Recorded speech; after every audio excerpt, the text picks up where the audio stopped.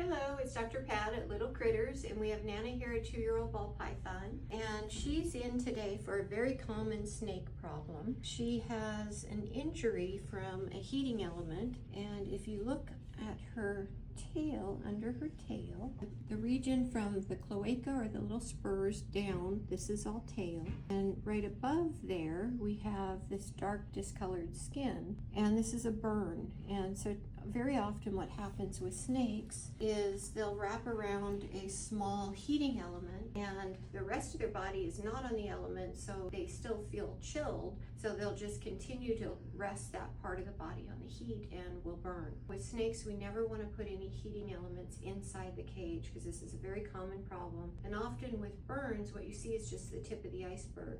The injury often goes much deeper than the superficial lesion you see, so they can be very serious. In some snakes it can be life-threatening. For her, it is not swollen underneath, it is not painful. The owners feel like it's improved a little bit already, so our prognosis is really good. With burns, we watch these very closely just because we'll often have tissue sloughing and some changes under the skin. And the other thing to look at with her is she is a very hefty snake, so she is obese. So you can see that she has a pretty good girth to her. And she's eating large rat about every 10 days, so we're going to decrease the size of her meals, and that'll make a big difference. This is very common in most captive snakes, certainly in the pythons, and so we'll often see heavier snakes. She had also had a history of mites previously, which has now been resolved. And with these guys, I often look pretty carefully in the heat pits on the side here, because you'll often see mites hiding in those little heat pits. And sometimes you'll see them wedged under the scales.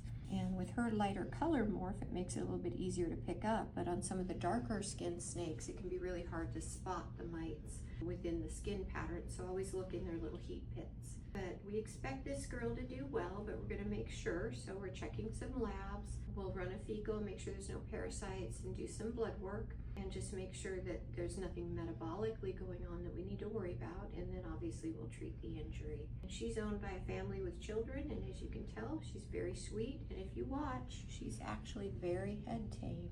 Snakes that are handled well often will get very head tame, where you can actually approach their head, they're not startled. Snakes that haven't been handled a lot protect their head, and so they'll startle and try to get away from you. So she's a very sweet girl, we want the best for her, and so that's what we're working on.